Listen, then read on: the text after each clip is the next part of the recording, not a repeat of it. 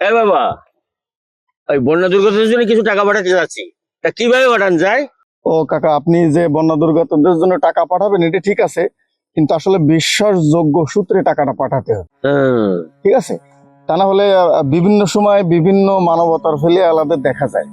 তারা বিভিন্ন বন্যার সময় বিভিন্ন সমস্যার সময় আসলে টাকা তোলে, বিভিন্নভাবে তারা মানুষকে দেয়, কিন্তু দেশের দুর্যোগপূর্ণ যে সমস্যাগুলো আছে সব সমস্যায় তাদেরকে খুঁজে পাওয়া যায় না। তা তুমি খারাপ খাও নি।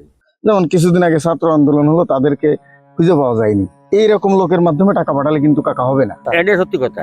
আপনার কষ্টের টাকাটা আপনি যাদের জন্য পাঠাচ্ছেন তাদের হাতে যদি সঠিকভাবে না পৌঁছায়, তাহলে টাকাটা পাঠানোর কোনো মূল্য হয়নি। এই জন্য আমাদের এলাকার মুরব্বীরা যারা আছে তাদের মাধ্যমে পাঠাতে হবে। এলাকার ইমাম সাহেব আছে, বিভিন্ন দল সংস্থা আছে, বিভিন্ন ফাউন্ডেশন আছে, ছাত্ররা তুলতেছে, এদের কাছে নির্ভরযোগ্য সূত্রের মাধ্যমে আপনার টাকাটা পাঠাতে হবে। কথা তুমি ঠিকই কইছো। আর তাছাড়া মনে করেন যে কাকা, আপনি টাকা একা পাঠালে তো হবে না।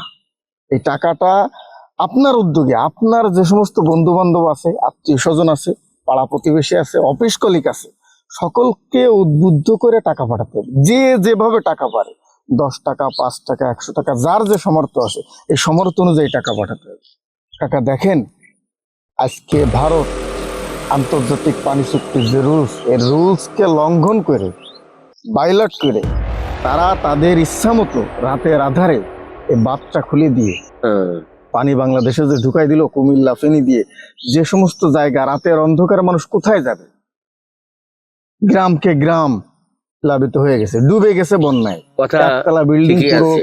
ডুবে গেছে, তিনওয়ালা বাড়ি, টিনের উঁচুয় পানি উঠে গেছে, ভয়াবহ অবস্থা।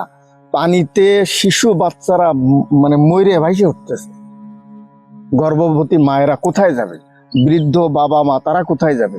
অনেক ভাইয়েরা আছে যারা দূরে চাকরি করে, তারা তো সেইখানে কাটা কবুতরের মতো ছটফট করতেছে, আর্তনাদ করতেছে, বাড়ি আসতে পারতেছে না এবং বাড়ির লোকের সাথে যোগাযোগ করতে পারতেছে না।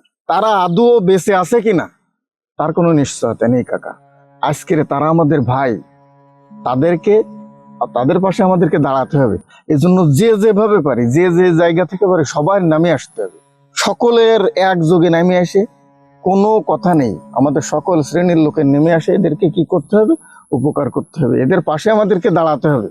তা না হলে খুব ভয়াবহ মুসিবত। আর চেষ্টা করতে হবে এই বন্যা মোকাবেলার পরবর্তী সময়ে কিভাবে বাঁধ তৈরি করে। বাঁধ তৈরি না করলে হবে না। বাংলাদেশের ভিতরে আমরা ফারাক্কা বাঁধ বলেন, এই যে যে বাঁধ ভেঙে গেছে বা ছেড়ে দিয়েছে, এর বিপরীতে আপনারা বাঁধ কিভাবে তৈরি করে যায় এই জন্য আসতে হবে। বাংলাদেশের পক্ষে থেকে কিছু করা উচিত।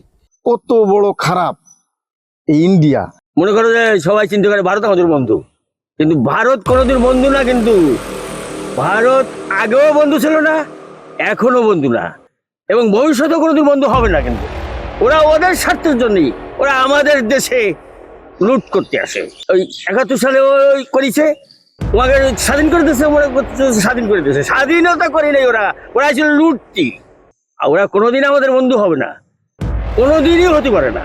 তাই যদি হতো তাহলে আজকে এই আধার রাত্রে ওই ছেড়ে দিত না, ওই বাঁধ ছেড়ে দিত না। বাঁধ ছেড়ে দিয়ে আমাদের দেশকে প্লাবিত করে দিয়ে অসহায় করে দিচ্ছে। কাজেই এর জন্য কি করতে হবে, আমাদের অল্টারনেট বাঁধ তৈরি করা লাগবে। আরাকারে বসে আরেকটা বাঁধ দিতে হবে, কর্ণফুলিতেও একটা বাঁধ ওখানে দিয়ে দিতে হবে।